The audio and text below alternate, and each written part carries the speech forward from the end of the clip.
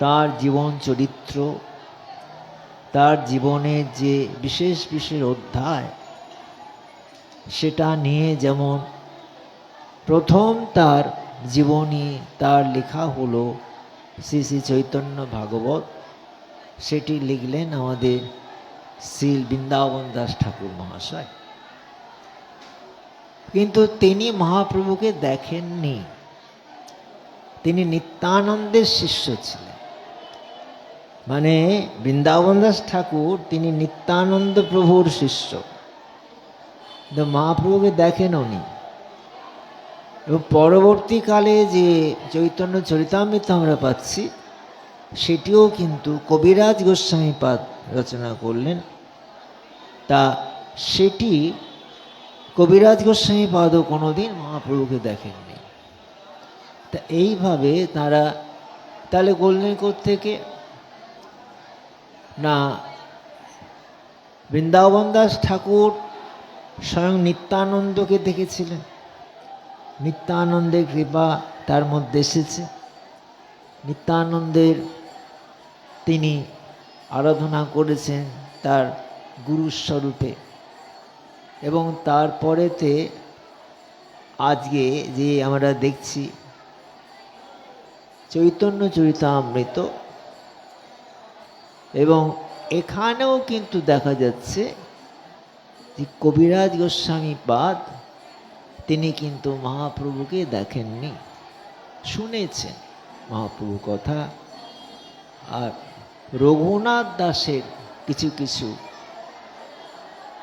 চরিত্র দর্শন করেছিলেন। তা এই হচ্ছে কথা, মনীষার মধ্যে দিয়ে এটা এসছে। এটা যে একেবারেই যে আমি বলবো যে এটা কি সাংঘাতিকভাবে এটা যে বলে যাচ্ছেন, ডায়েরি লিখছেন, তা কিন্তু না। ডায়েরি লিখেছেন কে না, শ্রীরামকৃষ্ণদেবের যে কথামৃত সেটা দেখছেন আর লিখছেন, মানে শুনছেন। দক্ষিণেশ্বরে বা যেখানে গিয়ে কোনো কোনো ভক্তের গৃহেতে তিনি গিয়ে ওই ক্যামেরাম্যান যেমন ফটো তোলে, তেমনি তিনি ফটোগ্রাফির মতন রামকৃষ্ণদেবের চরিত্রটাকে ওই লিখে গেছেন, ওই ডায়েরি করেছেন। এটা কিন্তু তা নয়, এটা হচ্ছে মনের মনীষার থেকে শুনে ওই শ্রবণং কীর্তনং বিষ্ণু স্মরণং পাদ সেবনং অর্চনং বন্দনম দাস্যম সক্ষম আত্মনিবেদনম, ওই শ্রবণ করেছেন। শ্রবণ করতে করতে করতে করতে তার মনে একটা আইডিয়া চলে এসেছে, এরকম ছিলেন মহাপ্রভু। এই যে গম্ভীরা লীলা বৃন্দাবন দাস অতটা লেখেননি, কিন্তু লিখলেন কেনা পরবর্তীকালে কবিরাজ গোস্বামীপাদ অন্তলীলা। অন্তলীলা সম্পর্কে যেগুলি লেখা হয়েছে এগুলো কিন্তু অনুভবের কথা। মহাপ্রভু তিনি দেখছেন, এবং তার যে জীবনী কতটুকু তারা দেখেছেন, কৃপা করেছেন।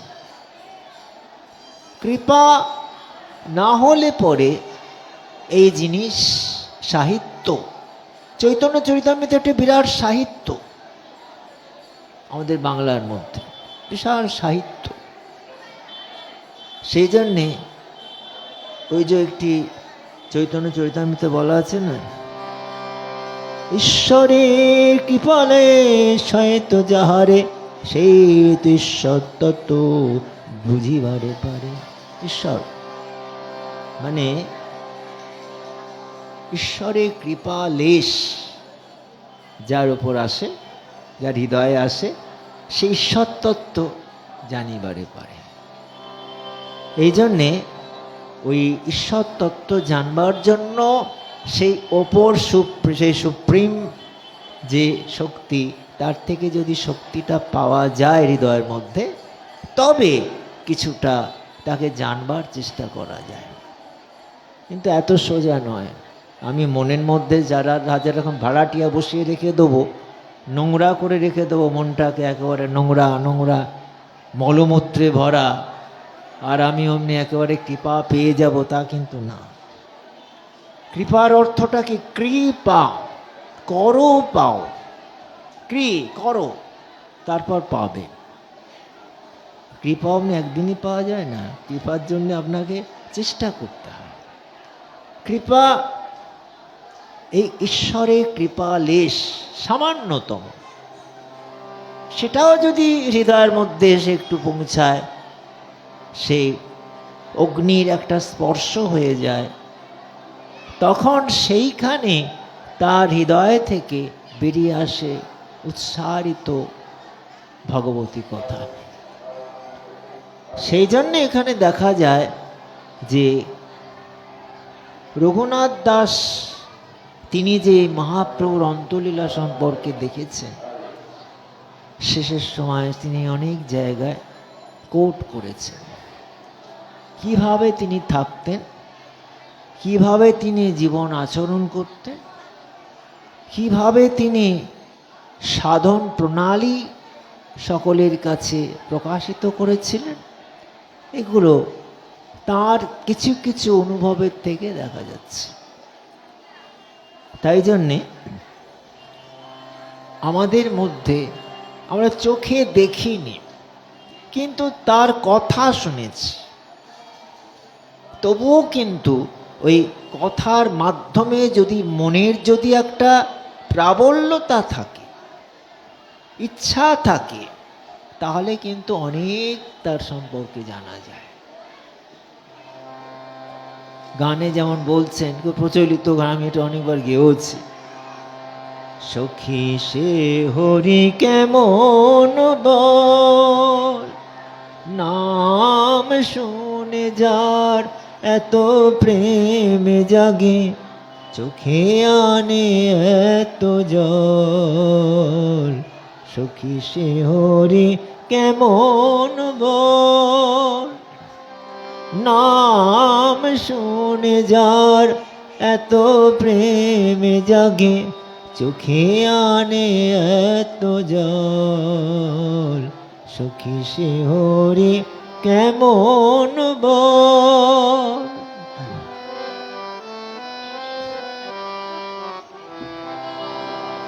সে কি আসে এই পৃথিবীতে, সে কি আসে এই পৃথিবীতে, গাহি রাধা নাম বসরি দে,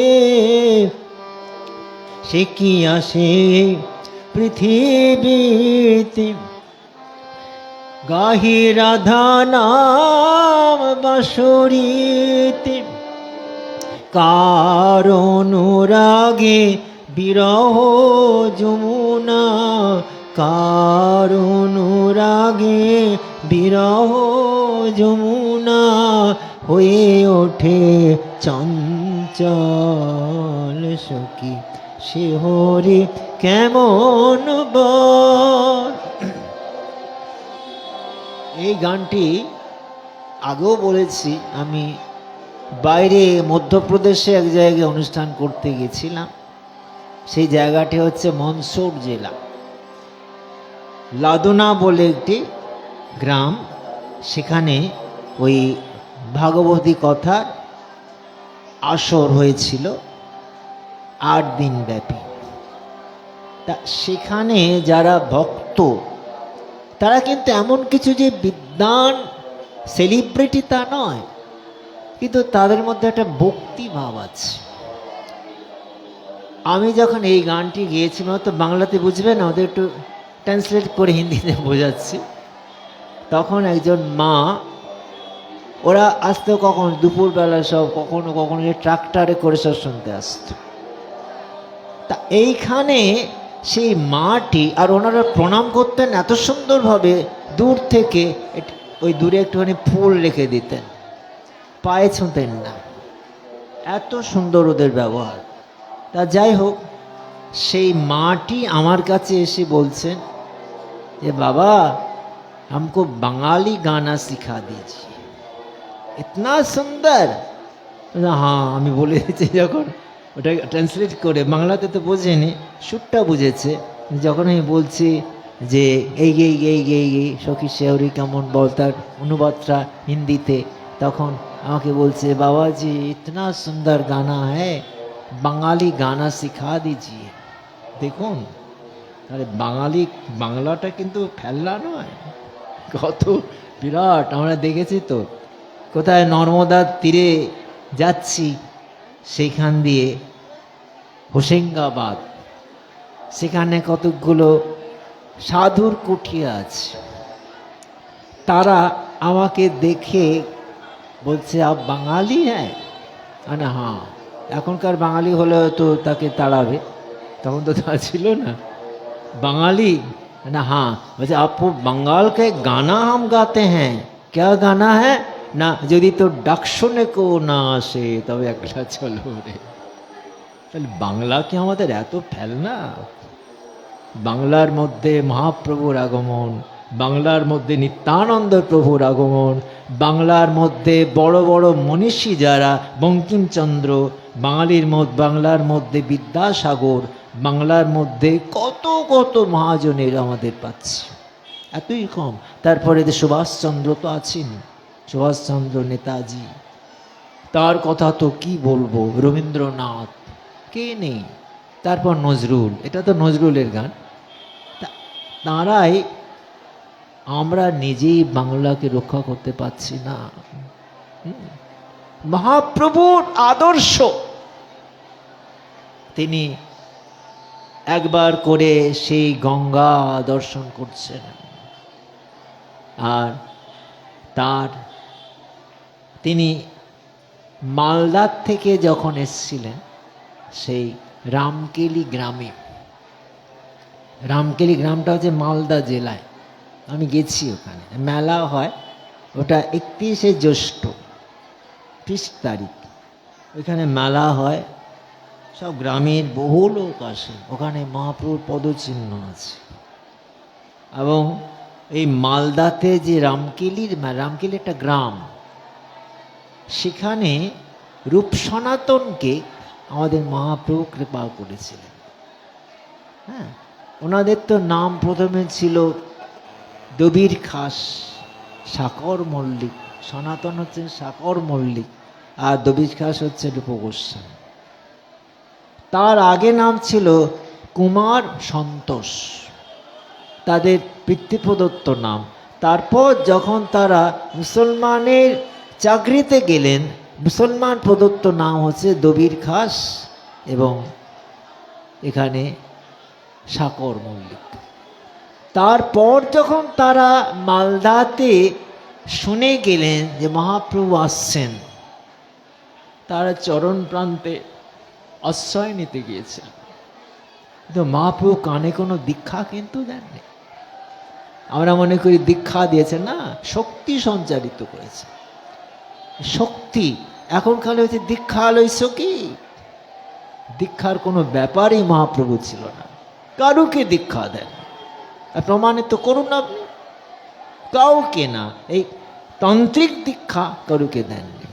তিনি হরিনাম করছেন, তোমরা আমার সঙ্গে হরিনাম করো, এটাই তো তোমার দীক্ষা। আমি যে আনন্দ পাচ্ছি, সে আনন্দটা তোমরাও পাবে। এই তান্ত্রিক দীক্ষাটা চালু হয়েছে অনেক পরে। বৈদিক দীক্ষাটা হচ্ছে হরিনাম, যে কোনো একটা নাম, বা কেউ হয়তো স্পর্শ দীক্ষা দেন, জিহ্বাতে নাম লিখে দেন, এরকম আছে। দর্শনেও দীক্ষা হয়ে যায়। দীক্ষাটা তো জীবনের মোড়টাকে ঘুরিয়ে দেওয়া। দীক্ষা কেবল একটা মন্ত্র, মন্ত্রটা তো বিচার, মোড় ঘুরিয়ে দাও। রামকৃষ্ণদেব বলতেন মোড় ঘুরিয়ে দে, মোড় ঘুরিয়ে দে। আমি যাচ্ছি দক্ষিণ দিকে, আমার যাত্রাটাকে বদল করে নিলাম উত্তরের দিকে। এই হচ্ছে দীক্ষা। হঠাৎ কখন যে কোন সময় কোনখান থেকে সেই বাণী ধ্বনিত হবে, কাল বলছিলাম নাদধ্বনি, এই হচ্ছে নাদধ্বনি, কোথা থেকে আসবে। হ্যাঁ, লালাবাবু শুনলেন একটা রজকের মেয়ে ধোপা কাপড় খাচ্ছে, সন্ধ্যাবেলা নৌকা যোগে তিনি বিরাট বড় লোক ছিলেন। কলকাতায় বৃন্দাবনও তার মন্দির আছে, লালাবাবুর মন্দির। তা সেখানেতে তিনি কিন্তু নৌকা যোগে খুব বিশাল শৌখিনতা ছিল। সন্ধ্যাবেলা সূর্যাস্তের সময় নৌকা করে বিহার করছে। রজকপল্লী, আপনারা জানেন এই কথাটা। রজকপল্লী একটি বালিকা কন্যা তার বাবাকে ডাকছে, বাবা বেলা গেল যে, বাসনায় আগুন দেবে না? একটাই কথা, দীক্ষা হয়ে গেল। বাবা বেলা গেল যে, বাসনায় আগুন। তখন ওই ধোপাটি ঘুমিয়ে পড়েছিল। তার মেয়ের ডাকে সম্বিত ফিরে দেখছে যে সূর্যাস্ত হয়ে যাচ্ছে, সূর্যটা লাল হয়ে পশ্চিম আকাশে। কিন্তু বেলা গেল যে বাসনায় আগুন দেবে না, এই কথাটার অর্থ কিন্তু লালাবাবুর কাছে একেবারে অন্য। আমরা বলছি বাসনা মানে কি? বাসনা হচ্ছে, আগেকার দিনে এত সাপ ফাপ এত রকমের ছিল না। বাসনা মানে কলা গাছের বাকলাগুলোকে পুড়িয়ে যে ছাই হতো, সেইটা খার হতো, কাপড় কাচা হতো। তা বাসনায় আগুন দেবে না, ব্যাস। লালাবাবু দেখছেন যে আকাশে সূর্যাস্ত হচ্ছে, আমারও তো বেলা গেল। ওরি দিন তো গেল, সন্ধ্যা হলো, পার করো আমারে। তুমি পারের কর্তা, শুনে বার্তা, তাই ডাকি তোমারে। ওরি দিন তো গেল, সন্ধ্যা হলো, পার করো আমারে।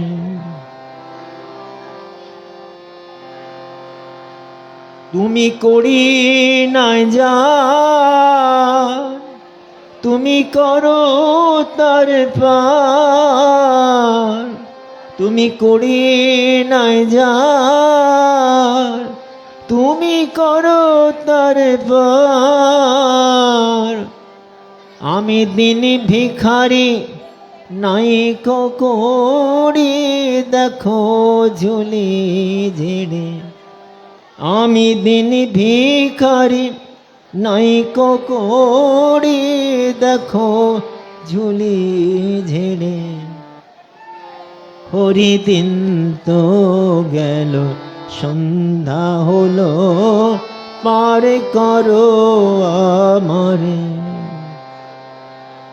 এই লালাবাবুর মনে হলো আমার তো বেলা চলে যাচ্ছে, কিন্তু বাসনাতে তো আগুন দেওয়া হলো না। বাসনা মানে উনি মনে করছেন বাসনা কামনা। কিন্তু মেয়েটি বলেছে কলা গাছের বাকলাগুলোকে বাবা আগুন দিলে না, খার হবে কি করে, কাপড় কাচবে কি করে কালকে, ছাই না হলে। তখন তার এত ব্যবস্থা ছিল না, নানান রকম সাবান, নানান রকম সোপ, ওই খার দিয়ে কাপড় কাচা, ওইটা হচ্ছে খার। তখন তার মনে হলো আমার বাসনাতে তো আগুন দেওয়া হলো না, বাসনা কামনা যেমন তেমনই রইল, কি করব? এই দীক্ষা হয়ে গেল, ব্যাস। সেই থেকে তার যে এত প্রাচুর্যতা, এত যে সেই একটা ধনী মানুষের যেমন থাকে, চাকর বাকর, সাজ পোশাক, খাওয়া দাওয়া সব ছেড়ে দিলেন। আস্তে আস্তে আস্তে আস্তে বৃন্দাবন, বৃন্দাবন এটা মনে চিন্তা এলো। এই তো দীক্ষা। তা এই দীক্ষা এখন কেউ চায় না। এখন চায় একটা কানে একজন তথাকথিত একটা মন্ত্র দেবে, আর আমি একটু জপ করলাম, মন্ত্রটা ভুলেও যায়। অনেকে ভুলে যায়। আপনার মন্ত্রটা মনে আছে? না বাবা, আমার কাছে অনেকে এসেছিলেন আগে, এখন তো ওসব করি না। আপনার আমার ওই দীক্ষা মন্ত্রটা মনে নেই, আমি কি করবো? তা কি করবো আপনি জানেন? আমি বলবো, হ্যাঁ, দীক্ষা নিলেন কেন? মনেই যদি নেই। হ্যাঁ, এই তো ব্যবস্থা এখনকার হচ্ছে এই দীক্ষা। ওই নিতে হয় একটা না একটা ষাঁড়ের দাগ দিয়ে দাও, ষাঁড়ের দাগা কেটে দাও, ষাঁড় দেখে দাও। এই দীক্ষাতে কোনো কাজ হয় না। দীক্ষা মানে দেখা, দীক্ষা মানে দৃষ্টি। ওই যে অখণ্ড মণ্ডলাকারং ব্যাপ্তং যেন চরাচরম তৎপদং দর্শিতং যেন তস্मै শ্রী গুরবে নমঃ। গুরু কি করেন? অখণ্ডকারে, অখণ্ড ব্রহ্মাণ্ডে যিনি পরিব্যাপ্ত সেই পরমাত্মা, তার চরণকে যিনি দর্শন করিয়ে দেন, তিনি হচ্ছেন গুরু। অখণ্ড মণ্ডলাকারং ব্যাপ্তং येन চরাচরম তৎপদং দর্শিতং। তার চরণ মানে চার চরণ বলতে গেলে যে একটা আমাদের রক্তমাংসের চরণ তাও কিন্তু না। চরণ মানে তার বাণীকে যিনি দেখিয়ে দেন, তার বাণীটাই চরণ। আর হলো পদকর্তা, পাদপূর্তি। এই পদকর্তা মানে চরণ, পদ। এই পদ যিনি দেখিয়ে দেন, তার বাণীকে যিনি দেখিয়ে দেন, যে বাণী সর্বদা ধ্বনিত হচ্ছে, যেটা আমি কালকে বলেছিলাম নাদধ্বনি হিসাবে। বাঁশি হোক, একটা কোনো সেহনাই, যে কোনো একটা ধ্বনি প্রতি সময় আমার কানে আসছে, হৃদয়ের মধ্যে অনুরণিত হচ্ছে। আমি আর থাকতে পারছি না, আমাকে কে যেন ডাকে, কে যেন আহ্বান করে। এই তো দীক্ষা। কৃষ্ণের সম্বন্ধ বিনা কাল নাহি যায়। কৃষ্ণের সম্বন্ধ কাল নাহি যায়। প্রতি সময় প্রতি সময় সেই মহাপ্রভুর কথা অন্তলীলা যখন আমাদের একটু আলোচিত হচ্ছে, এ বললাম না, তিনি দেওয়ালের মধ্যে মুখ ঘষছেন, মুখ দিয়ে রক্ত বেরোচ্ছে, এত কষ্ট কেন? বিরহ। আর বিরহ কথাটার অর্থ হচ্ছে বিশেষ রহ। মানে এটা বৈষ্ণব অর্থ করছেন, বিশেষ রহ মানে বিশেষভাবে যখন তাকে পাওয়া যায়, এটা হচ্ছে বিরহ। কেউ জানেন না বিরহ মানে একবারে ছাড়াছাড়ি, তা কিন্তু না। বিবাহ বিচ্ছেদ, বিবাহ বিরহ কেউ বলে, বিরহে তাকে পাওয়া যায়। হ্যাঁ, তুমি সুখ যদি নাহি চাও, যাও সুখের সন্ধানে যাও। আমি তোমারে পেয়েছি হৃদয় মাঝে, আর কিছু নাহি চাই। রবীন্দ্রনাথের বিখ্যাত গান। তুমি তুমি সুখ যদি নাহি চাও, যাও সুখের সন্ধানে যাও। আমি তোমারে পেয়েছি হৃদয় মাঝে, আর কিছু নাহি চাই গো। আমার পরাণ যাহা চাই, তুমি তাই, তুমি তাই গো। আমার পরাণ যাহা চাই, আমি তোমার বিরহে রহিব বিলীন, তোমাতে করিব বাস। দীর্ঘ দিবস দীর্ঘ রজনী, দীর্ঘ বরষ মাস। তোমার এই বিরহে বিশেষ রহ, তুমি তখন আমার কাছে থাকবে বিশেষভাবে। সেই জন্যে আমাদের ইংলিশে একটা কথা বলে না, out of sight out of mind. আমি বলি না, out of sight in of mind. তিনি ভেতরে ঢুকে গেলেন। এটা আমরা বলি চোখের দেখা না হলে মনের দেখা থাকে না, কিন্তু তাই কি সত্য? না, প্রিয়জনের তা হয় না। সে এমনি ওদের রাস্তায় একজনকে কবে দেখেছি, তারপর তার সঙ্গে আর কোনো যোগাযোগ নেই, অনেক দিন পরে তাকে চিনতে পারছে না। কিন্তু প্রিয়জন যে আমার অত্যন্ত প্রিয়, তাকে আমি বলতে পারি? তিনি হয়তো অনেক দূরে চলে গেছেন, বেশি করে তার কথা মনে হবে, কি করছে, খেতে পাচ্ছে কিনা, হ্যাঁ, শরীর ভালো আছে কিনা, এটা মনেই হবে। মহাপ্রভু যেমন গম্ভীরাতে রয়েছেন, প্রিয়াজি কি তাকে মনে করেননি? প্রিয়াজি সব সময় তার কথা ভাবছে, কি করছে কি করছে। মানুষের মুখে মুখে শুনতে পাচ্ছেন তিনি যে তিনি এখন শয্যায় শয়ন করতে পারেন না, কাতর হয়ে ক্রন্দন করেন। শুনে তিনি আরো উদ্বিগ্ন হয়ে যাচ্ছে, কি হবে কি হবে। এই বিষ্ণুপ্রিয়াজির যে অবস্থা, বিরহের পরাকাষ্ঠা, পরম। আমি তোমারও বিরহে রহিব বিলীন, তোমাতে করিব বাস, দীর্ঘ দিবস দীর্ঘ রজনী দীর্ঘ বরষ মাস।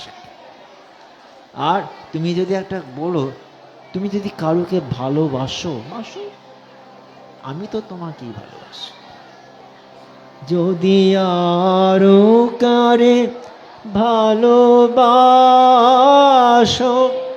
যদি আর ফিরে নাহি আসো, তবে তুমি যা চাও তাই যেন পাও, আমি যত দুঃখ পাই গো আমার পরার মাতা। মানে তুমি তাই গো। যদি আরো কারে ভালোবাসো আর ফিরে নাহি আসো, তাতেই বা কি আছে? তোমার স্মৃতি নিয়ে আমি দীর্ঘদিন জন্ম জন্মান্তর বসে থাকব। কিন্তু তুমি যেখানে সেই আশ্লিষ্য বা পাদরতাং বিনষ্ট, মহাপ্রভু যে শ্লোকটি শিক্ষাষ্টকের মধ্যে বলছেন, শেষের শ্লোকে আশ্লিষ্য বা পাদরতাং বিনষ্ট মাম অদর্শনাং মর্মহতাং করোতু বা যথা তথা বা বিদধাতুলম বটো মৎ প্রাণনাথস্তু সৈব না পরঃ। কি বলছেন? যে রাধারানী যেন বলছেন তার সখীদের যে তুমি যে এত কৃষ্ণের জন্য পাগল হয়েছে, কিন্তু সে তো তোমাকে দুঃখ দেয়, যন্ত্রণা দেয়, তোমাকে তো অন্য কোনো গোপীর কুঞ্জে গিয়ে তোমাকে বঞ্চনা করে, তা তুমি কি করে তাকে ভালোবাসো? বলে তা হোক, আশ্লিষ্য বা পাদরতা, তিনি আমাকে আলিঙ্গনই করুন, আলিঙ্গনের দ্বারা আমাকে পৃষ্ঠ করুন, আবার চরণ দিয়ে আমাকে অপমানিত করুন। পাদরতা বিনষ্ট মাম অদর্শনাং মর্মহতাং করোতু বা, অদর্শন দানে আমার মনটাকে ভেঙে দেন। যথা তথা বা বিদধাত লম্পট, লম্পট, আজ এখানে যায় তো কাল সেখানে, আজ এখানে থাকে তো কাল সেখানে থাকে, কিন্তু তবুও সে আমার প্রাণনাথ, আমি তাকে ছাড়তে পারবো না। ভক্তকে ঈশ্বর পরমাত্মা দুঃখ দেন, সেই দুঃখটাকে সহন করে নেন। আরো দাও দুঃখ, দুঃখের আগুন প্রজ্বলিত করে তার মধ্যে হোমাগ্নির মধ্যে যেমন দগ্ধ হয়ে যায়, তেমনি ভগবানও তেমনি দুঃখ দেন। দুঃখ যদি না পাবে তো দুঃখ তোমার ঘুচবে কবে? দুঃখ পাও, ধূপ জ্বলে, ধূপের ধোঁয়াতে চারিদিক আমোদিত হয়, কিন্তু ধূপ কি আনন্দ পায়? সে তো গন্ধটাকে বিলিয়ে দেয়, কিন্তু সে তো পুড়ে যায়, ছাই হয়ে যায়, তবুও তার আনন্দ। ভক্ত বলছেন, আমার দেহটাকে তুমি ধূপের মতন, প্রদীপের মতন জ্বালাও। আমি সুখ চাই না, আনন্দ চাই না। এই আনন্দটা হচ্ছে হৃদয়ের আনন্দ, এটাকে বুঝতে পারবে না। আমার ধূপ না পোড়ালে তার জীবন চরিত্র, তার জীবনের যে বিশেষ বিশেষ অধ্যায়, সেটা নিয়ে যেমন প্রথম তার জীবনী তার লেখা হলো শ্রী শ্রী চৈতন্য ভাগবত, সেটি লিখলেন আমাদের শ্রী বৃন্দাবন দাস ঠাকুর মহাশয়। কিন্তু তিনি মহাপ্রভুকে দেখেননি, তিনি নিত্যানন্দের শিষ্য ছিলেন। মানে বৃন্দাবন দাস ঠাকুর তিনি নিত্যানন্দ প্রভুর শিষ্য, কিন্তু মহাপ্রভুকে দেখেন উনি। এবং পরবর্তীকালে যে চৈতন্য চরিতামৃত আমরা পাচ্ছি, সেটিও কিন্তু কবিরাজ গোস্বামী পাদ রচনা করলেন। তা সেটি কবিরাজ গোস্বামী পাদও কোনোদিন মহাপ্রভুকে দেখেননি। তা এইভাবে তারা তাহলে বললেন কোত্থেকে না, বৃন্দাবন দাস ঠাকুর স্বয়ং নিত্যানন্দকে দেখেছিলেন, নিত্যানন্দের কৃপা তার মধ্যে এসেছে, নিত্যানন্দের তিনি আরাধনা করেছেন তার গুরুস্বরূপে। এবং তারপরেতে আজকে যে আমরা দেখছি চৈতন্য চরিতামৃত, এবং এখানেও কিন্তু দেখা যাচ্ছে যে কবিরাজ গোস্বামী পাদ তিনি কিন্তু মহাপ্রভুকে দেখেননি, শুনেছেন মহাপ্রভু কথা, আর রঘুনাথ দাসের কিছু কিছু চরিত্র দর্শন করেছিলেন। তা এই হচ্ছে কথা, মনীষার মধ্যে দিয়ে এটা এসছে। এটা যে একেবারেই যে আমি বলবো যে এটা কি সাংঘাতিকভাবে এটা যে বলে যাচ্ছেন, ডায়েরি লিখছেন, তা কিন্তু না। ডায়েরি লিখেছেন কে না, শ্রীরামকৃষ্ণদেবের যে কথামৃত সেটা দেখছেন আর লিখছেন, মানে শুনছেন। দক্ষিণেশ্বরে বা যেখানে গিয়ে কোনো কোনো ভক্তের গৃহেতে তিনি গিয়ে ওই ক্যামেরাম্যান যখন ফটো তোলে, তেমনি তিনি ফটোগ্রাফির মতন রামকৃষ্ণদেবের চরিত্রটাকে ওই লিখে গেছেন, ওই ডায়েরি করেছেন। এটা কিন্তু তা নয়, এটা হচ্ছে মনের মনীষার থেকে শুনে ওই শ্রবণং কীর্তনং বিষ্ণু স্মরণং পাদ সেবনং অর্চনং বন্দনম দাস্যম সক্ষম আত্মনিবেদনম, ওই শ্রবণ করেছেন। শ্রবণ করতে করতে করতে করতে তার মনে একটা আইডিয়া চলে এসেছে, এরকম ছিলেন মহাপ্রভু। এই যে গম্ভীরা লীলা বৃন্দাবন দাস অতটা লেখেননি, কিন্তু লিখলেন কেনা পরবর্তীকালে কবিরাজ গোস্বামী পাদ অন্তলীলা। অন্তলীলা সম্পর্কে যেগুলি লেখা হয়েছে এগুলো কিন্তু অনুভবের কথা। মহাপ্রভু তিনি দেখছেন, এবং তার যে জীবনী কতটুকু তারা দেখেছেন, কৃপা করেছেন। কৃপা না হলে পরে এই জিনিস সাহিত্য, চৈতন্য চরিতামৃত একটা বিরাট সাহিত্য আমাদের বাংলার মধ্যে, বিশাল সাহিত্য। সেই জন্যে ওই যে একটি চৈতন্য চরিতামৃতে বলা আছে না, ঈশ্বরের কৃপালে শয়ত যাহারে সেই তো ঈশ্বর তত্ত্ব বুঝিবারে পারে। ঈশ্বর মানে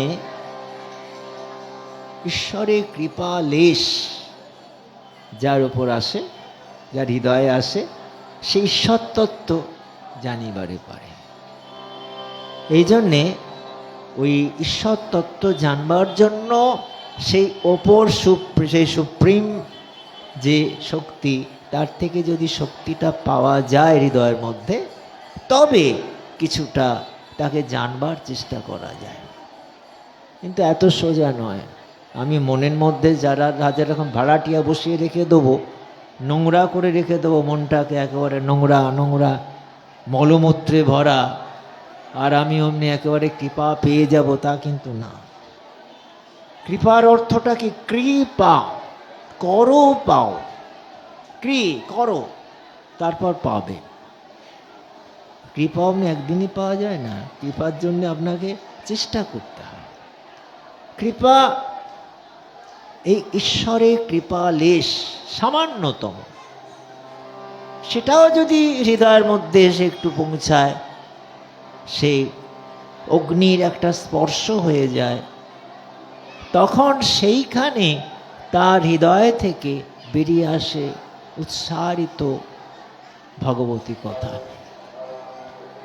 সেই জন্য এখানে দেখা যায় যে রঘুনাথ দাস তিনি যে মহাপ্রভুর অন্তলীলা সম্পর্কে দেখেছেন, শেষের সময় তিনি অনেক জায়গায় কোট করেছেন কিভাবে তিনি থাকতেন, কিভাবে তিনি জীবন আচরণ করতেন, কিভাবে তিনি সাধন প্রণালী সকলের কাছে প্রকাশিত করেছিলেন।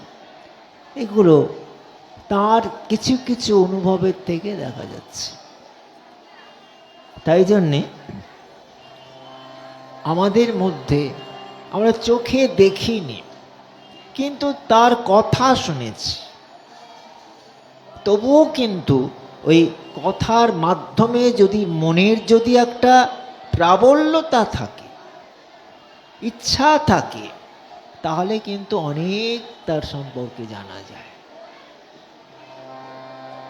গানে যেমন বলছেন, প্রচলিত গান, আমি এটা অনেকবার গেয়েছি, সখী সে হরি কেমন বল, নাম শুনে যার এত প্রেম জাগে, চোখে আনে এত জল, সখী সে হরি কেমন বল, নাম শুনে যার এত প্রেম জাগে, চোখে আনে এত জল, সখী সে হরি কেমন বল।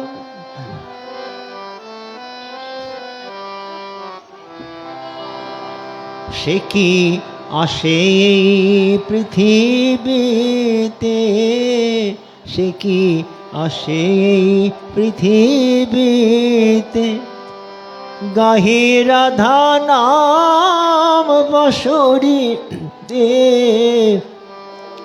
সে কি আসে পৃথিবীতে, গাহি রাধা নাম বাঁশরীতে, কার অনুরাগে বিরহ যমুনা, কার অনুরাগে বিরহ যমুনা, হয়ে ওঠে চঞ্চল, সখী সে হরি কেমন বল।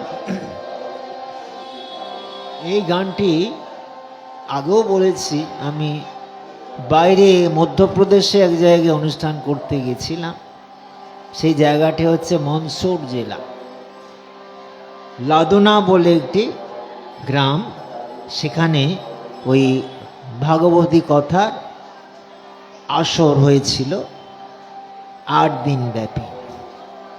তা সেখানে যারা ভক্ত, তারা কিন্তু এমন কিছু যে বিদ্বান সেলিব্রিটি তা নয়, কিন্তু তাদের মধ্যে একটা ভক্তি ভাব আছে। আমি যখন এই গানটি গেয়েছিলাম, তো বাংলাতে বুঝবে না, ওদের একটু ট্রান্সলেট করে হিন্দিতে বোঝাচ্ছি। তখন একজন মা, ওরা আসতো কখন দুপুরবেলা, সব কখনো কখনো ট্রাক্টরে করে সব শুনতে আসতো। তা এইখানে সেই মাটি, আর ওনারা প্রণাম করতেন এত সুন্দরভাবে, দূর থেকে ওই দূরে একটুখানি ফুল রেখে দিতেন, পায়ে ছুঁতেন না, এত সুন্দর ওদের ব্যবহার। তা যাই হোক, সেই মাটি আমার কাছে এসে বলছেন যে বাবা हमको बंगाली गाना सिखा दीजिए, इतना सुंदर। হ্যাঁ, আমি বলে দিচ্ছি, যখন ওটা ট্রান্সলেট করে, বাংলাতে তো বোঝেনি, সুরটা বুঝেছে। যখন আমি বলছি যে এই এই এই এই এই সখী শেহরি কেমন বল, তার অনুবাদটা হিন্দিতে, তখন আমাকে বলছে বাবাজি ইতনা সুন্দর গানা হ্যাঁ, বাঙালি গানা শিখা দিজিয়ে। দেখুন, তাহলে বাংলাটা কিন্তু ফেললা নয়, কত বিরাট। আমরা দেখেছি তো, কোথায় নর্মদার তীরে যাচ্ছি, সেইখান দিয়ে হোসেঙ্গাবাদ, সেখানে কতকগুলো সাধুর কুঠিয়া আছে। তারা আমাকে দেখে বলছে আপ বাঙালি হ্যাঁ, মানে হ্যাঁ। এখনকার বাঙালি হলে তো তাকে তাড়াবে, তখন তো তা ছিল না। বাঙালি না, हाँ বলছে আপু बंगाल के गाना हम गाते हैं, क्या गाना है না, যদি তো ডাক শুনে কেউ না আসে তবে একটা চলো রে। তাহলে বাংলা কি আমাদের এত ফেলনা? বাংলার মধ্যে মহাপ্রভুর আগমন, বাংলার মধ্যে নিত্যানন্দ প্রভুর আগমন, বাংলার মধ্যে বড় বড় মনীষী যারা, বঙ্কিমচন্দ্র, বাংলার মধ্যে বিদ্যাসাগর, বাংলার মধ্যে কত কত মহাজনের আমাদের পাচ্ছি, এতই কম। তারপরে সুভাষচন্দ্র তো আছেন, সুভাষচন্দ্র নেতাজি, তার কথা তো কি বলবো, রবীন্দ্রনাথ, কে নেই। তারপর নজরুল, এটা তো নজরুলের গান। তাঁরাই, আমরা নিজেই বাংলাকে রক্ষা করতে পারছি না। মহাপ্রভুর আদর্শ, তিনি একবার করে সেই গঙ্গা দর্শন করছেন, আর তিনি মালদার থেকে যখন এসছিলেন, সেই রামকেলি গ্রামে, রামকেলি গ্রামটা হচ্ছে মালদা জেলায়, আমি গেছি, ওখানে মেলা হয়, ওটা 31শে জ্যৈষ্ঠ 30 তারিখ, ওইখানে মেলা হয়, সব গ্রামের বহু লোক আসে, ওখানে মহাপ্রভুর পদচিহ্ন আছে। এবং এই মালদাতে যে রামকেলি একটা গ্রাম, সেখানে রূপ সনাতনকে আমাদের মহাপ্রভু কৃপা করেছিলেন। হ্যাঁ, ওনাদের তো নাম প্রথমে ছিল দবির খাস, সাকর মল্লিক, সনাতন হচ্ছেন সাকর মল্লিক, আর দবির খাস হচ্ছে রূপ গোস্বামী। তার আগে নাম ছিল কুমার সন্তোষ, তাদের পিতৃপ্রদত্ত নাম। তারপর যখন তারা মুসলমানের চাকরিতে গেলেন, মুসলমান প্রদত্ত নাম হচ্ছে দবির খাস, এবং এখানে সাকর মল্লিক। তারপর যখন তারা মালদাতে শুনে গেলেন যে মহাপ্রভু আসছেন, তারা চরণ প্রান্তে আশ্রয় নিতে গিয়েছেন, কিন্তু মহাপ্রভু কানে কোনো দীক্ষা কিন্তু দেননি। আমরা মনে করি দীক্ষা দিয়েছে, না, শক্তি সঞ্চারিত করেছে।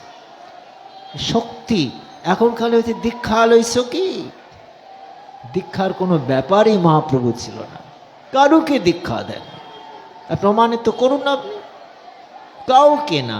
এই তান্ত্রিক দীক্ষা কারুকে দেননি। তিনি হরিনাম করছেন, তোমরা আমার সঙ্গে হরিনাম করো, এটাই তো তোমার দীক্ষা।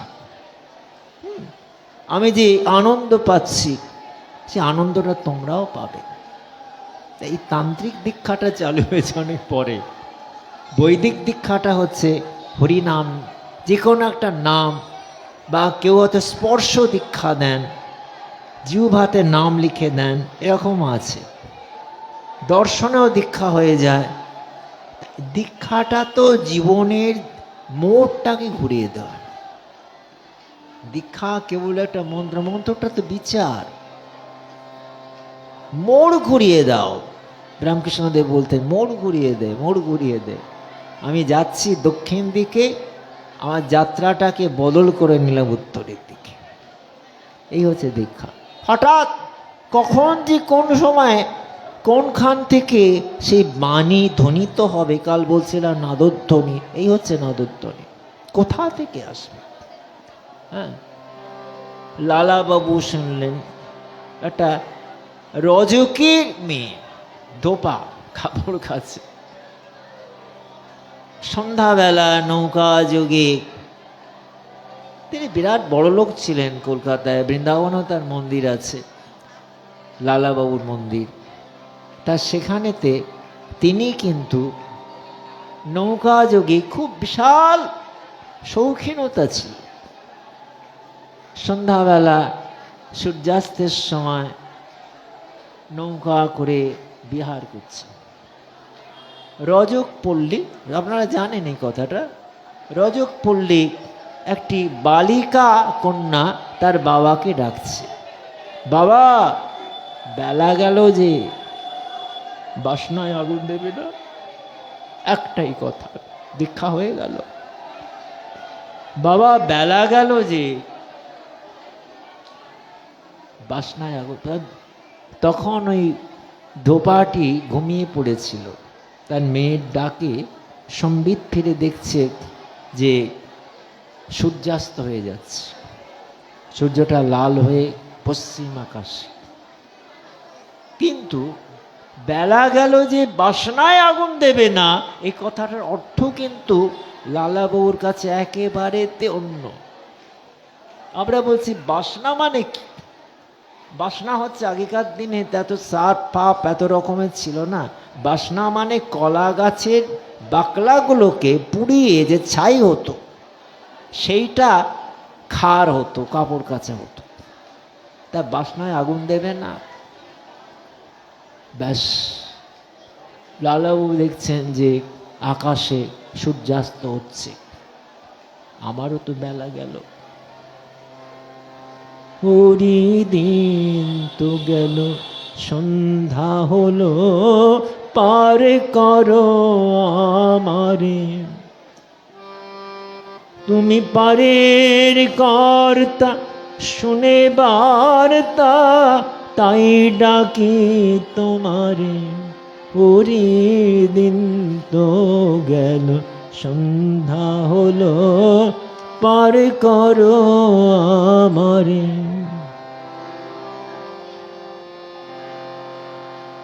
তুমি করি নাই যা, তুমি করো তার পার। তুমি করি নাই যা, তুমি করো তার পার। আমি দিন ভিখারি নাই করি, দেখো ঝুলি ঝেড়ে। আমি দিন ভিখারি নাই করি, দেখো ঝুলি ঝেড়ে। হরি দিন তো গেল, সন্ধ্যা হলো, পার করো আমারে। এই লালাবাবুর মনে হলো আমার তো বেলা চলে যাচ্ছে, কিন্তু বাসনাতে তো আগুন দেওয়া হলো না। বাসনা মানে উনি মনে করছেন বাসনা কামনা। কিন্তু মেয়েটি বলেছে কলা গাছের বাগলাগুলোকে বাবা আগুন দিলে না, খার হবে কি করে, কাপড় কাচবে কি করে কালকে ছাই না হলে? তখন তার এত ব্যবস্থা ছিল না, নানান রকম সাবান, নানান রকম সোপ, ওই খার দিয়ে কাপড় কাচে, ওইটা হচ্ছে খার। তখন তার মনে হলো আমার বাসনাতে তো আগুন দেওয়া হলো না, বাসনা কামনা যেমন তেমনই রইল, কি করব? এই দীক্ষা হয়ে গেল। ব্যাস, সেই থেকে তার যে এত প্রাচুর্যতা, এত যে সে একটা ধনী মানুষের যেমন থাকে, চাকর বাকর, সাজ পোশাক, খাওয়া দাওয়া সব ছেড়ে দিলেন। আস্তে আস্তে আস্তে আস্তে বৃন্দাবন, বৃন্দাবন এটা মনে চিন্তা এলো। এই তো দীক্ষা। তা এই দীক্ষা এখন কেউ চায় না। এখন চায় একটা কানে একজন তথাকথিত একটা মন্ত্র দেবে, আর আমি একটু জপ করলাম, মন্ত্রটা ভুলেও যায়। অনেকে ভুলে যায়। আপনার মন্ত্রটা মনে আছে? না বাবা, আমার কাছে অনেকে এসেছিলেন আগে, এখন তো ওসব করি না। আপনার আমার ওই দীক্ষা মন্ত্রটা মনে নেই, আমি কি করবো? কি করবো আপনি জানেন? আমি বলবো, হ্যাঁ, দীক্ষা নিলেন কেন? মনেই যদি নেই। এই তো ব্যবস্থা এখনকার হচ্ছে এই দীক্ষা। ওই নিতে হয় একটা না, একটা ষাঁড়ের দাগ দিয়ে দাও, ষাঁড়ের দাগা কেটে দাও, ষাঁড় দেখে দাও। এই দীক্ষাতে কোনো কাজ নেই। দীক্ষা মানে দেখা, দীক্ষা মানে দৃষ্টি। ওই যে অখণ্ড মণ্ডলাকারং ব্যাপ্তং যেন চরাচরং তৎপদং দর্শিতং যেন তস্मै শ্রী গুরবে নমঃ। গুরু কি করেন? অখণ্ডকারে, অখণ্ড ব্রহ্মাণ্ডে যিনি পরিব্যাপ্ত সেই পরমাত্মা, তার চরণকে যিনি দর্শন করিয়ে দেন, তিনি হচ্ছেন গুরু। অখণ্ড মণ্ডলাকারং ব্যাপ্তং येन চরাচরং তৎপদং দর্শিতং। তার চরণ মানে চার চরণ বলতে গেলে যে একটা আমাদের রক্তমাংসের চরণ তাও কিন্তু না। চরণ মানে তার বাণীকে যিনি দেখিয়ে দেন, তার বাণীটাই চরণ। আর মানে পদকর্তা, পাদপূর্তি। এই পদকর্তা মানে চরণ, পদ। এই পদ যিনি দেখিয়ে দেন, তার বাণীকে যিনি দেখিয়ে দেন, যে বাণী সর্বদা ধ্বনিত হচ্ছে, যেটা আমি কালকে বলেছিলাম নাদধ্বনি হিসাবে। বাঁশি হোক, একটা কোনো সেহনাই, যে কোনো একটা ধ্বনি প্রতি সময় আমার কানে আসছে, হৃদয়ের মধ্যে অনুরণিত হচ্ছে। আমি আর থাকতে পারছি না, আমাকে কে যেন ডাকে, কে যেন আহ্বান করে। এই তো দীক্ষা। কৃষ্ণের সম্বন্ধ বিনা কাল নাহি যায়। কৃষ্ণের সম্বন্ধ কাল নাহি যায়। প্রতি সময় প্রতি সময় সেই মহাপ্রভুর কথা অন্তলীলা যখন আমাদের একটু আলোচিত হচ্ছে, এ বললাম না, তিনি দেওয়ালের মধ্যে মুখ ঘষছেন, মুখ দিয়ে রক্ত বেরোচ্ছে, এত কষ্ট। কেন? বিরহ। আর বিরহ কথাটার অর্থ হচ্ছে বিশেষ রহ।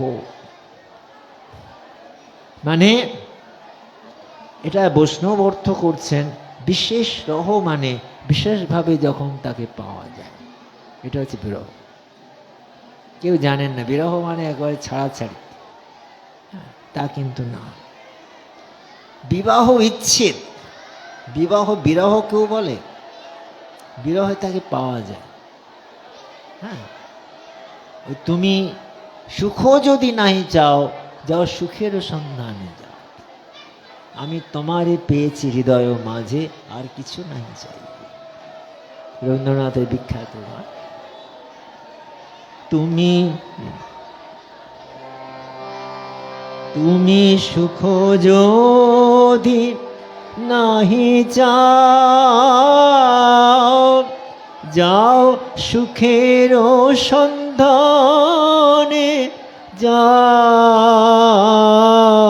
আমি তোমারে পেয়েছি হৃদয় মাঝে, আর কিছু নাহি চাই গো,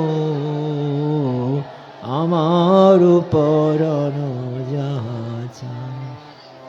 তুমি তাই, তুমি তাই গো আমার পরাণ যায়।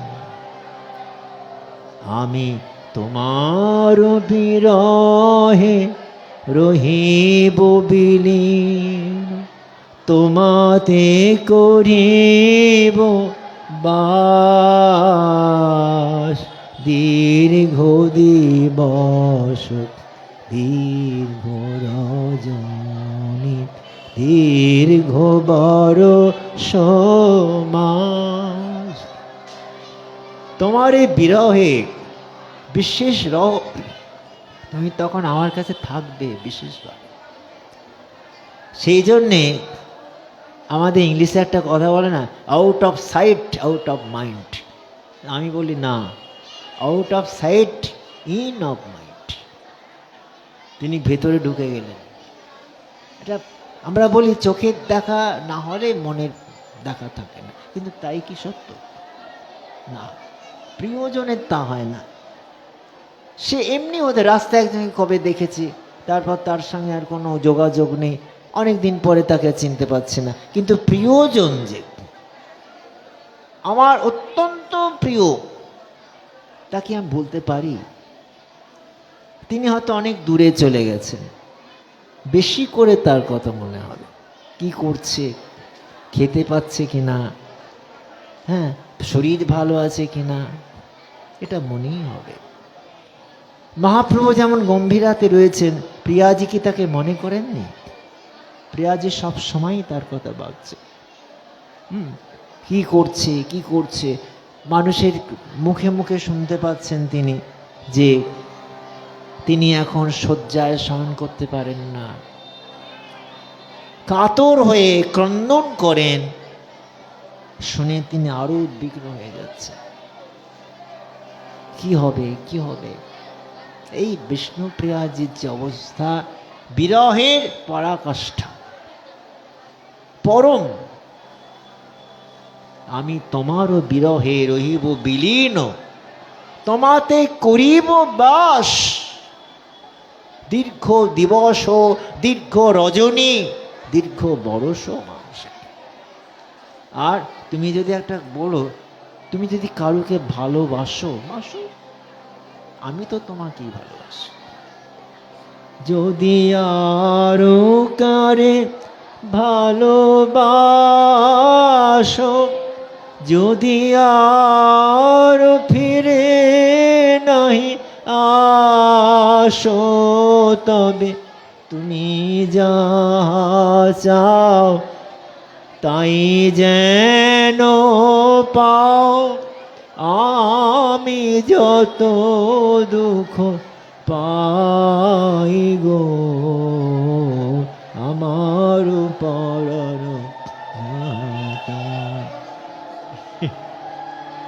মানে তুমি তাই গো। যদি আরো কারে ভালোবাসো আর ফিরে নাহি আসো, তাতেই বা কি আছে? তোমার স্মৃতি নিয়ে আমি দীর্ঘদিন জন্ম জন্মান্তর বসে থাকব। কিন্তু তুমি যেখানে সেই আস্তিস্য বা পাদরতাং বিনষ্ট, মহাপ্রভু যে শ্লোকটি শিক্ষাষ্টকের মধ্যে বলছেন, শেষের শ্লোকে আস্তিস্য বা পাদরতাং বিনষ্টুমাম অদর্শনাং মর্মহতাং করোতু বা যথা তথা বা বিদধাতুলম বটো মৎ প্রাণনাথস্তু সৈব না পরঃ। কি বলছেন? যে রাধারানী যেন বলছেন তার সখীদের যে তুমি যে এত কৃষ্ণের জন্য পাগল হয়েছ,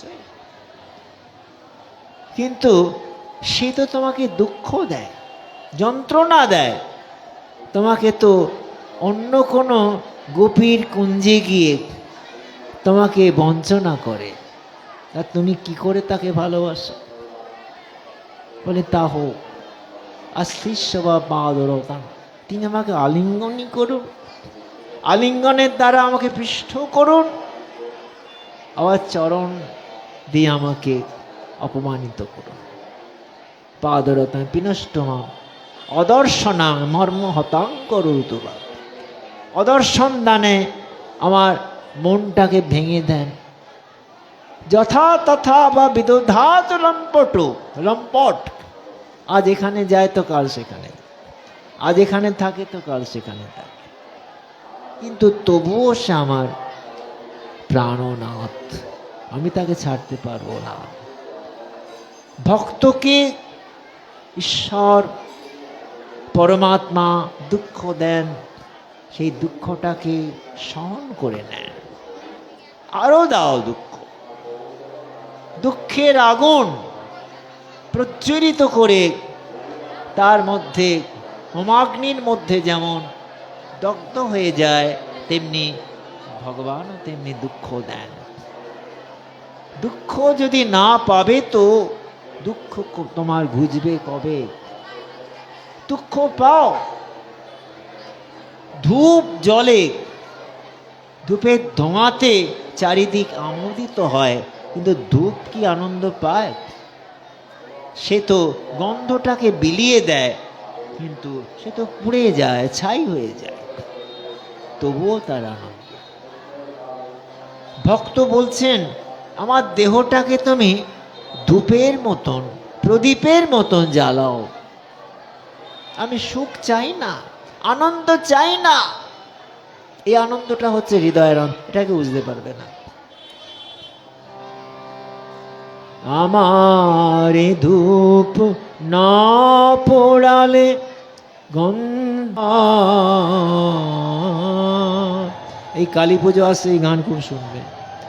আমি সখাত সলিলে ডুবে মরি শ্যামা, দোষ কারো নয় গো মা। সখাত মানে আমি একটা গর্ত খুঁড়েছি, সেই গর্তটা খুঁড়েছি দিনের বেলা, আর সেখানে রাত্রিবেলা যখন যাচ্ছি অন্ধকারে, সেই গর্তের মধ্যে আমি পড়ে গেলাম। দিনের বেলা গর্তটা খুঁড়েছি, রাত্রিবেলা সেই গর্তটায় আমি ডুবে মরলাম। সখাত, স মানে আমি, খাত গর্ত, ডুবে মরি সম। আমার ষড়রিপু হলো কোদণ্ড স্বরূপ, পুণ্য ক্ষেত্র মাঝে কাটিলাম কূপ। আমার ষড়রিপু হলো কাম, ক্রোধ, লোভ, মোহ, মদ, মাৎসর্য। এরাই কোদণ্ড, কোদণ্ড মানে ধনুষ, মেকা হয়ে কাজ করছে, সোজা পথে যাচ্ছে না, উল্টো পথে যাচ্ছে। আমার ষড়রিপু হলো কোদণ্ড স্বরূপ, পুণ্য ক্ষেত্র মাঝে কাটিলাম কূপ। আর সে কূপে বেড়িল কালো রূপ জল মৃত্যু। আর সে কূপে বেড়িল কাল রূপ জল, কালো মনোরমা। মা দোষ কারো নয় গো মা। এই যে এখন বোঝা যাচ্ছে দোষটা আমি করেছি, আমারই দোষ। এই দোষী তবে তো একাদশী হবে। একাদশীতে খালি ওই শামা খেলে হবে না, আগে নিজেকে জানতে হবে আমি কতটা দোষী।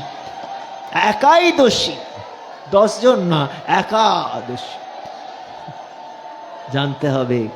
ওই ফল খেলাম আর ওই উপবাস করলাম, একাদশী করলাম, কিন্তু আমি নিজেকে দোষটাকে দেখছি না, অপরের দোষ দেখে বেড়াচ্ছি। আত্মানং বিদ্ধি, তুমি নিজের দোষ দেখো। মা শারদা বারবার বলতেন, মা যদি শান্তি চাও মা, নিজের দোষ দেখো, অপরের দোষ দেখো না। কি শুনছে? মা তো বলে গেছেন। এবার এই উপদেশটা দিয়েছিলেন তিনি কোথায় জানেন? বাগবাজার উদ্বোধন, এখন যেটা মায়ের বাড়ি বলা হয়। খুব অসুস্থ, মাকে দেখার জন্য অনেকে বাইরে দাঁড়িয়ে আছে, ভেতরে প্রবেশ নিষেধ। এত অসুস্থ মায়ের। আপনারা বলবেন কেন তাদের অসুস্থতা হয় কেন? আরে মাধবেন্দ্রপুরীর কি হচ্ছে? মলমূত্র পরিত্যাগ করে যাকে ভগবান স্বয়ং দুগ্ধ পান করিয়ে গেছেন পাত্র নিয়ে, সেই মাধবেন্দ্রপুরী মলমূত্র মেখে পড়ে আছেন, ঈশ্বরপুরী তার সেবা করছে। হবেই। শরীরের ধর্ম শরীর করিবে। তবে হ্যাঁ, শরীরের ধর্মে যারা একেবারে বিপদে মুহ্যমান হয়ে যান সেটা সাধারণ লোক, সাধক কিন্তু হবেন না। সাধক বিপদের সঙ্গে চ্যালেঞ্জ করে ছুটবেন, যন্ত্রণাকে সহ্য করে নেবেন, কিন্তু যন্ত্রণাকে বলবেন না যে আমার ভীষণ কষ্ট হচ্ছে, কখনো বলবেন না। তাদের মধ্যে সেই প্রাণশক্তি রয়েছে। এই তো সাধু। সাধু কেবল কি সাজলেই হবে? সাধু কেবল কি গেরুয়া পড়লেই হবে? সাধু কেবল মালা পড়লেই হবে? সাধু কে? না, যিনি সহন ক্ষমতাকে রেখেছে, তার মধ্যে কোনো বিকার আসে না। হাজার তার উপর অত্যাচারও, হরিদাস ঠাকুরের উপর কম অত্যাচার হয়েছে। 22টা বাজারে তাকে ঘুরিয়ে পেত্রাঘাত করা হয়েছে। কেননা তুমি হিন্দু ঠাকুরের নাম করো কেন? পেত্রাঘাত। তিনি কি কখনো কাতর হয়েছেন আমাকে মেরো না, মেরো না, আমি দেখে নেব? না, তাকে 22টি বাজারে ঘোরানো হচ্ছে। একটি দুটি বাজারে ঘোরালেই যান মৃত্যু আসন্ন। রক্ত পড়ছে, বেত্রাঘাত। রক্ত শরীরের বিভিন্ন জায়গা থেকে ফিনকি দিয়ে রক্ত বেরোচ্ছে। তবুও কি তিনি বলেছেন আমার লাগছে, যন্ত্রণা হচ্ছে? সহ্য, সহ্য করো, সহ্য করো, সহ্য করো। এটাও মা শারদার কথা। 3টে স, দন্তস্ব, তালবস্ব, মূর্ধন্যস্ব বাংলায়। তুমি 3টা কি বলছেন? সহ্য করো, সহ্য করো, সহ্য করো। সহ্য ক্ষমতা যত বাড়বে তত তুমি তার কাছে পৌঁছাতে পারবে। আর সহ্য যদি না থাকে, যে সয় সে রয়, একটা বাংলায় কথা আছে, যে সয় সে রয়, আর যে না সয় তার বিনাশ হয়। সয়, সহ্য করো। তাই মা শারদার কথাটি, অন্নপূর্ণার মা বলে একজন, তাকে দেখার জন্য গেছেন, ভেতরে দোকান অনুমতি পাননি, দরজার বাইরে দাঁড়িয়ে আছেন, কাঁদছেন। মা শারদা দেখলেন ভেতর থেকে, তুমি কাঁদছো কেন? তুমি তো ঠাকুরকে দেখছো, কেন কাঁদছো? মা, যদি সংসারে শান্তি চাও মা, কারো দোষ দেখো না।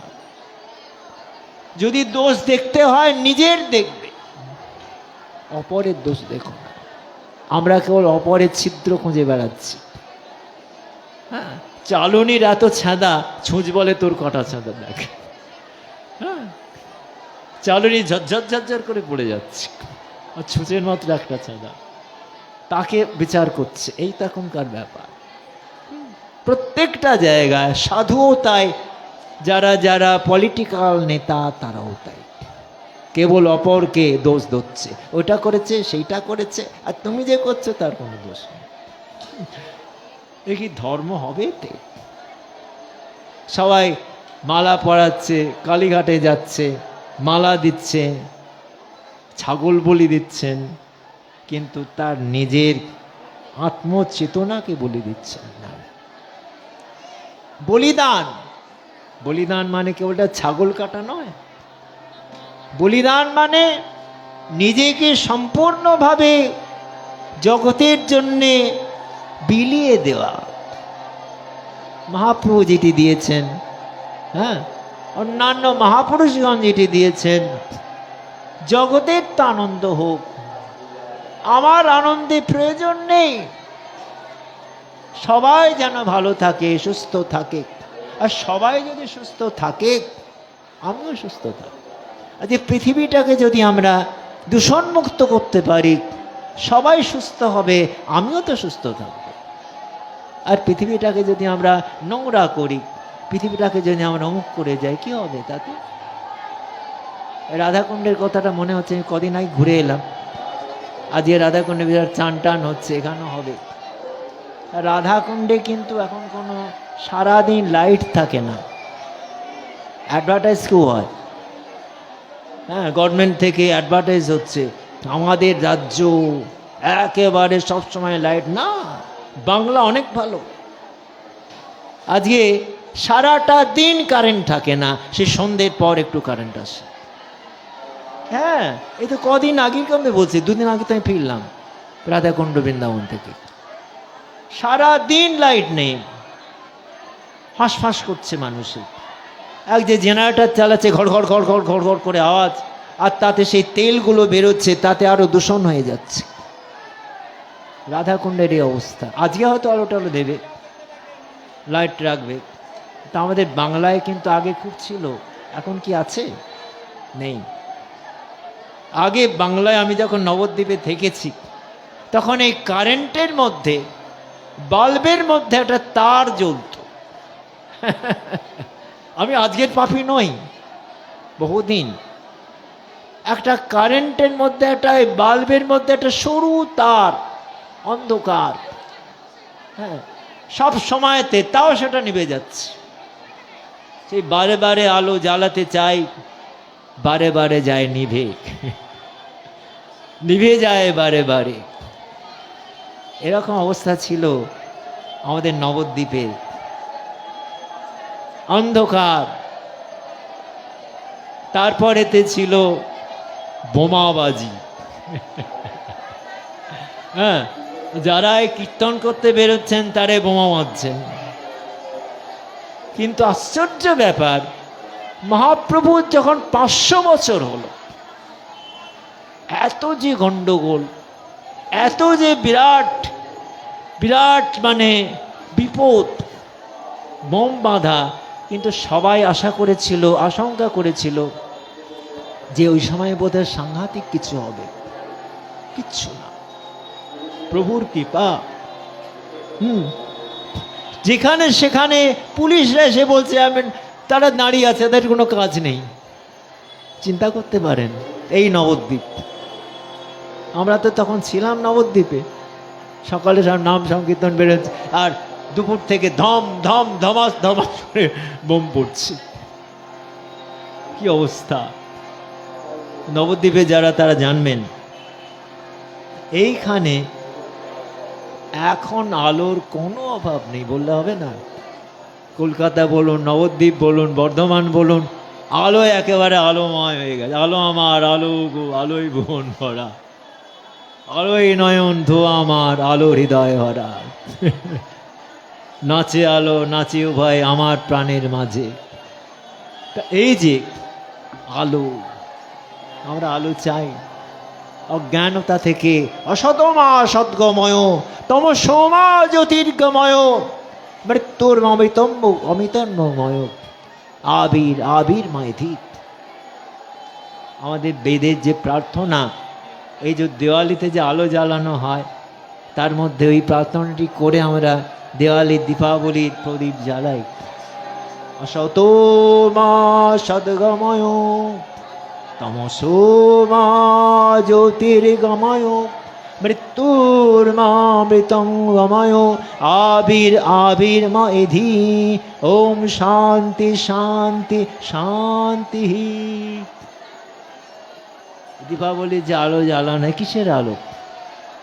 তোমার মনের যে অন্ধকার, অজ্ঞানতা, প্রদীপ জ্বালিয়ে বাইরেটা দেখানো হচ্ছে ফর শো, কিন্তু তোমার মনের অন্ধকারটাকে দূর করবার জন্য, মনের কোনো কুবাসনা, কুসংস্কার, এটা যেন চলে যায়। ঘরে ঘরে ডাক পাঠালো, দীপালিকায় আলো জ্বালাও, আলো জ্বালাও, আলো আপন আলো জয় করে তামসী। সুন্দর গান। আমরা মনে করি একটা বাচ্চার গান, বাচ্চারা নাচছে না, অনেক মানে আছে। দীপালিকার আলো জ্বালানো মানে ওই যে 14 প্রদীপ জ্বালানো হয়। 14 প্রদীপ কেন? পূর্বতন 14 পুরুষকে স্মরণ করে, পূর্ব যারা চলে গেছেন এবং যারা ওইখানে অন্ধকারেতে বৈতরণী পার হবেন, অন্ধকার হবেন কি করে? এই আলো জ্বালিয়ে দেখানো হচ্ছে, তোমরা যাও, পিতৃ লোককে আলো দেখানো হচ্ছে। এগুলো অনেকেই জানেন না। কেন? আমরা কেবল সামনের এতগুলো আলো জ্বালাও, এখন তো আলো কেউ জ্বালানে না, টুনি লাইট হয়ে গেছে, চায়না লাইট, তো চুইনি চায়না লাইট। কিন্তু আলো জ্বালাবার যে একটা প্রসেস, আলো জ্বালাবার যে একটা প্রদীপের আলো, আগে যে হাতে করে প্রদীপ তৈরি করে সে আলো দেওয়া হতো, ঘৃতের প্রদীপ, তার কত মহিমা। আর এখন হচ্ছে চায়না লাইট, চায়না, হ্যাঁ, চায়না সব গ্রাস করবে, চায়না লাইট।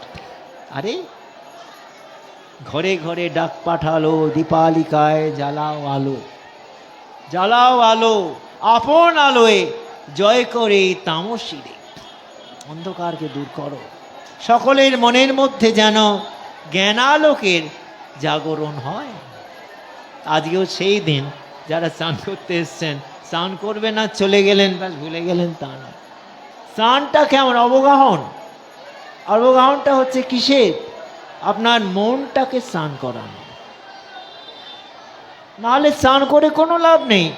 এই রাধাকুণ্ডেই করুন আর এখানেই করুন, স্নানের আসল অর্থ হচ্ছে আপনার মনকে পবিত্র করা। মহাপ্রভু যেটি বলেছিলেন, চেতো দর্পণ মার্জনং ভব মহাদাবাগ্নি নির্বাপনম সেয় কৈরব চন্দ্রিকা বিতরণং বিদ্যাবধূ জীবনম আনন্দম বুদ্ধিবর্ধনম প্রতিপদম পূর্ণামৃত সাধনম সর্বাত্ম স্থাপনং পরম বিজয়তে শ্রীকৃষ্ণ সংকীর্তনম। বলিয়ে কৃষ্ণ ভগবান কি। কৃষ্ণ সংকীর্তন, সংকীর্তন মানে একত্রিত হয়ে, কীর্তন মানে একা। আমি একা বসে আছি ঘরের নিভিতে, আমি কীর্তন করছি, প্রভুকে ডাকছি একান্তে। আর সংকীর্তন মানে সবার সঙ্গে একই সুরে, একই তালে, একই কণ্ঠে সকলের সঙ্গে গলা মিলিয়ে দাও, এই হচ্ছে সংকীর্তন। মহাপ্রভু সেই সংকীর্তনটাকে তিনি প্রকাশিত করেছিলেন। হ্যাঁ, এই যে সংকীর্তন, এটা বেদের মধ্যেও দেখা যায়, একত্রিত হও। মহাপ্রভু যখন তিনি কাজী দমন করতে গিয়েছিলেন, তখন তো সংকীর্তন নেই। হ্যাঁ, সংকীর্তন, ঘরে ঘরে যাও, কীর্তন বন্ধ করছে যে তার বিরুদ্ধে সোচ্চার হও, অন্যায় বিরুদ্ধে সোচ্চার হও। তিনি পুরো রাজনীতিজ্ঞ ছিলেন, বিরাট ইন্টারন্যাশনাল ফিগার। আমরা তাকে কতটা জেনেছি মহাপ্রভুকে? আজকে মহাপ্রভুকে চেপে রাখা হয়েছে, নেগলেক্টেড। হ্যাঁ, অন্যান্য মহাপুরুষ যারা, ঠিক আছে, সবাইকে মহাপুরুষ মানে, কিন্তু মহাপুরুষ সকলেই, আমি সবাইকে শ্রদ্ধা করি। এখন বলা হচ্ছে ভগবান বিরসা মুন্ডা, কিন্তু আমাদের যে মহাপ্রভু ভগবান বলে কিন্তু মন্ত্রী লেভেল বলে না। এগুলো আমার খুব চোখে লাগে, কানে লাগে, কষ্ট হয়। তারা যে দেশের জন্যে, দশের জন্যে, মানুষের জন্যে বলিদান করে গেলেন, কি হলো? কটা লোক জানলো? শেষে কষ্ট দুঃখে প্রাণ কাতর হয়ে কটা লোক জানতে পারল? কালকে বলেছিলাম না, বিশ্বরূপও চলে গেল কালা জ্বরে। বিশ্বরূপ চলে যাওয়ার ঘটনাটা কিসে? কালা জ্বরে তার মৃত্যু হলো। সেই ছাই তাকে সৎকার করবার পর সেই ছাইটাকে পরমানন্দ রেখে দিয়েছিলেন, যে মহাপ্রভু হাতে দিলেন। আর তিনি যে এত দক্ষিণ ভারত যেতেন কেন? তার দাদাকে অন্বেষণ করবার জন্য, বিশ্বরূপকে। সচিমা বলতেন মনে মনে, একবার যাও না, আমার জ্যেষ্ঠ পুত্র বিশ্বরূপ রয়েছে, তার জন্যে আমাদের নিমাই চলে যেতেন দক্ষিণ ভারতে বেশি। এই চরিত্র বলা যায় না, এত সুন্দর, অপূর্ব অপূর্ব। তা সেই সচিমাতা তো বলেছিলেন যে তুইও চলে যাবি, বিশ্বরূপও চলে গেছে, আমি বাঁচবো কি নিয়ে? সচিমাকে আশ্বাসন দিয়েছিলেন, একজন না একজন তোমার কাছে থাকবে, নয় আমার দাদা, নয় আমি, কেউই রইল না। বিশ্বরূপ তাঁরও শঙ্করানন্দ পরে নাম হয়েছিল, সন্ন্যাসী, তিনিও চলে গেলেন কালা জ্বরে। তখনকার দিনে কালা জ্বরের কোনো ওষুধ ছিল না, চলে গেলেন। তাকে সৎকার করে পরমানন্দ সেই ছাই যত্ন করে রেখেছিলেন। আমি কালকে বলেছিলাম, এই কথাগুলো বারবার বারবার বলতে ইচ্ছা করে। সেটাকে সচিমা যখন জানতে চাইছেন, কিরে আমার বিশ্বরূপের খবর,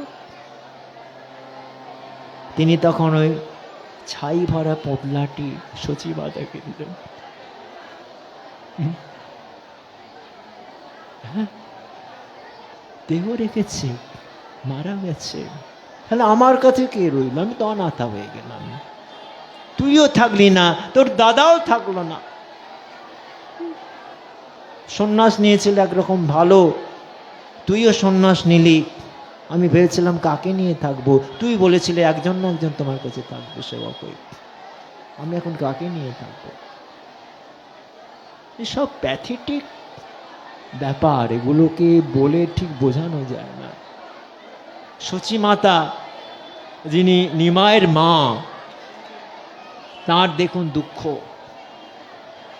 কিরকম হাহাকার। প্রিয়াজিৎ দেখুন দুঃখ, লক্ষ্মী প্রিয়া তিনিও তো সেই সর্পদংশনে চলে গেলেন।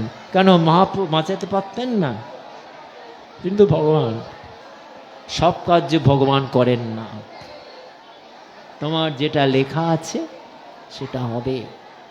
সর্পদংশনে অনেকে সেটা ব্যাখ্যা করে বলেন, না ওটা হচ্ছে নিমায়ের বিরহ সর্পদংশন, ওটা ভাবের কথা। কিন্তু না, সর্পদংশনে সন্ধ্যাবেলা তুলসী তলায় প্রদীপ দিতে গেছে লক্ষ্মী প্রিয়া। আর লক্ষ্মী প্রিয়াকে কিন্তু আমাদের নিমাই বেশি ভালোবাসতেন, প্রথম পক্ষ ভালোবেসে বিয়ে করেছিলেন। বিষ্ণুপ্রিয়াকে তো দেখাশোনা করে বিয়ে হয়েছিল। লক্ষ্মীপ্রিয়া কিন্তু তার এখনকার যেটা বলা হয় লাভ ম্যারেজ, তখন এই ভাষাটা ব্যবহার হতো না। গঙ্গা স্নান করতে আসতো লক্ষ্মীপ্রিয়া, নিমাই তাকে দেখতেন। প্রেম, এই প্রেমে প্রেমে এত প্রেম, তা সেই লক্ষ্মীপ্রিয়া চলে গেলেন। মহাপ্রভু বৈরাগ্য যেন পাগলের মতো, তাকে আবার সচিমাতা বিবাহের ব্যবস্থা করলেন। তিনি রাজি হননি প্রথমে, বাবা তুই কর, আবার তোর পাঠ টোল চালু কর। তাই এইভাবে প্রিয়াজিও তো সেই কি করতেন না, তাঁরও মহাপ্রভু চলে যাবার পরে তিনি কিভাবে দিনাতিপাত করতেন আপনারা জানেন? কিভাবে না, একটা করে চাল সরাতেন, আর হরে কৃষ্ণ মহামন্ত্র বলতেন, একটা করে চাল সরাতেন। সারা দিনে যেটুকু সংগৃহীত হতো সেইটা দিয়ে প্রিয়াজি ওই একটু হাঁড়িতে বসিয়ে সামান্য একটু গ্রহণ করতেন প্রসাদ। এই যে অবস্থা, তিনি জাহ্নবী আজকে নিত্যানন্দ পত্নী যেটি বলা হয়, বা নিত্যানন্দ শিষ্যা, অনেকের অনেক মত আছে, তিনি এই ধর্মটাকে অনেক প্রচার করার চেষ্টা, কিন্তু বিষ্ণুপ্রিয়া কিছুই করেননি। তিনি ঢুকে গেলেন গম্ভীরায়, প্রবেশ করলেন গম্ভীরার মধ্যে। হ্যাঁ, আর সেই পর পর পর পর সেই দুঃখ যন্ত্রণা কি করবেন? তাই আপনারা যদি বলেন আমি দুঃখ পাচ্ছি, তুমি দুঃখ পাচ্ছ, তোমার থেকে কিন্তু চৈতন্য মহাপ্রভু দুঃখ অনেক বেশি, অনেক বেশি। তাদের দুঃখটাকে গ্রাহ্য করেননি। তাই তুমি সামান্য একটুখানি পায়ে ব্যথা নিয়ে বলবে, এই গেলাম গেলাম গেলাম, এই অমুক করো, তো গরম জল দাও, মালিশ করো, ডাক্তার মেয়ে চালো, তারা তা করেন না। সময় বোধহয় হয়ে গেছে, আমি এবার শেষ করব। এসে গেছে। এসব কথাগুলো এলে যায়, এসব কথাগুলো এলে পরে ফ্লো এসে যায়, তো আর ছাড়া যায় না, এমন জিনিস আছে, আসুক। তা যাই হোক, আমরা আজ রাধাকুণ্ডের যদি আবির্ভাব হয়ে থাকে, শ্যামকুণ্ডের আবির্ভাব হয়ে থাকে, যথা রাধা প্রিয়া বিষ্ণু তস্যা কিণ্ডং প্রিয়ং তথা সর্বগোপীষু শৈবৈকা বিষ্ণুর অত্যন্ত বল্লভা। রাধাকুণ্ড প্রাবিষ্কার করলেন চৈতন্যদেব মহাপ্রভু, আর তাকে সংরক্ষণ করলেন কে? আমাদের মানে সংরক্ষণ করে যাচ্ছেন আমাদের পরবর্তীকালে। আমাদের যেটি দেখা যাচ্ছে যে আবিষ্কার করলেন আমাদেরকে। আজকের হয়তো রাধাকুণ্ডের আবিষ্কার দিবস, জন্মটা ঠিক বলা যাবে না, অনাদিকাল আবিষ্কার করা হয়েছে। আর রক্ষণাবেক্ষণ করছেন কি? রঘুনাথ দাস গোস্বামী, দাসগদি। এখনো দাসগদি রাধাকুণ্ডের অন্তর্গত। দাসগদি তারা কন্ট্রোল করেন। মহান্ত আছে এক একজন। আগে ছিলেন অনন্ত দাস বাবাজি, আমার তার আগে যিনি ছিলেন শচীনন্দন দাস বাবাজি, আমার সঙ্গে খুব পরিচয় ছিল। এখন বোধহয় হয়েছেন কেশব দাস বাবাজি বর্তমানে। তাহলে রাধাকুণ্ড তো আমাদের প্রাণের মতন লাগতো, যদিও এখন সেই রাধাকুণ্ড আর নেই। শৌখিন খাওয়া আর পান্ডাদের সেই স্নান করো স্নান করো, ডুব দাও, এই মন্ত্র বলো, এই চলছে। এটা তারা পেত কোথায় যদি মহাপ্রভু আবিষ্কার না করতেন? আজকে বাঙালিকে মানে না, বলে ভিক মাংনে কে লিয়ে আয়া হ্যায়, এসব কথা তারা বলে। গায়ের রক্ত গরম হয়ে ওঠে জানেন। আমরা তো, আপনারা বসে আছেন এখানে ঠিক আছে, কুবের ম্যাং হয়ে গেছেন। আমরা কিন্তু সব জায়গায় ঘুরেছি, প্রত্যক্ষদর্শী। পিটিয়ে পিটিয়ে মারা হয়েছে বাবাজিদের। তোমরা বাঙালি, আমরা হচ্ছে ব্রজবাসী। এই কি প্রেমের লক্ষণ? আর এখন তো আরো বাঙালির প্রতি একটা বিদ্বেষ বেড়ে গেছে। বাংলা কথা বললে মনে করবে যে বাংলাদেশি, নাহলে রোহিঙ্গা। হ্যাঁ, এটা হচ্ছে এখন প্রত্যক্ষদর্শী। যাই হোক, এসব তো নোংরা কথা আনছি না। আজ রাধাকুণ্ডের বা আবিষ্কার, শ্যামকুণ্ডের আবিষ্কার, শ্যামকুণ্ড তৈরি করলেন আমাদের কৃষ্ণ অরিষ্ঠাসুরকে বধ করে তিনি যখন রাধারানীর কাছে আসছেন, এটা পদ্ম পুরাণে, ভাগবতে না, তখনই রাধারানী বলছেন, আমাকে ছুঁয়ো না প্রভু, ওইখানে থাকো, মুকুর লইয়া চাঁদ মুখ পানে দেখো, ছুঁয়ো না বধূ, ওইখানে থাকো। ঘরে ঢুকতে দিচ্ছেন না। আরে তুমি গাভীকে হত্যা করেছ, অরিষ্টাসুর গাভীর রূপ ধারণ করেছে, তোমাকে প্রায়শ্চিত্ত করতে হবে, তবে তুমি আসতে পারবে। প্রায়শ্চিত্ত করে না, অনেকে চান্দ্রায়ণ করে, অনেকে কিছু করে। প্রায়শ্চিত্ত আমি করব কেন? কি করতে হবে? এটা যত তীর্থ আছে, যত তীর্থ, প্রত্যেক তীর্থের জলে অবগাহন করতে হবে, স্নান করতে হবে। কৃষ্ণ তখন বলল, আমি তীর্থে যাব কেন? তীর্থরা এখানে আসবে। বাঁশি দিয়ে যেখানটা অরিষ্টাসুর এসে খনন করছিল খুর দিয়ে, সেই জায়গাটা বাঁশি স্পর্শ করালে একটা কুণ্ড হয়ে গেল। সেই কুণ্ডটায় তার নাম হলো কৃষ্ণকুণ্ড বা শ্যামকুণ্ড। এবার রাধারানীকে তার সখীরা বলতে লাগলেন, দেখো আমার এ লালনে কীর্তন কুণ্ড বানায়, তুমি কুছ করে দেখাও, নাহলে তার মান থাকবে না। তখন রাধারানী কি করছেন না, তার কঙ্কণ দিয়ে একটা স্পর্শ করলেন, এখানে একটা কুণ্ড হচ্ছে, সেটা হচ্ছে রাধা কুণ্ড। এবং কুণ্ডের মধ্যে জল নেই, তীর্থরা এলে তবে তো জল হবে। তখন শ্রীকৃষ্ণ সবাইকে আদেশ দিচ্ছেন, যত তীর্থ আছো সব এখানে এসে প্রবেশ করো। সবাই আস্তে আস্তে আসতে শুরু করলেন। খানিকটা জল ভরে যাচ্ছে, কিন্তু প্রয়াগরাজ তখন এলেন না। প্রয়াগরাজের নাট, আমি হচ্ছি প্রয়াগরাজ, ত্রিবেণী।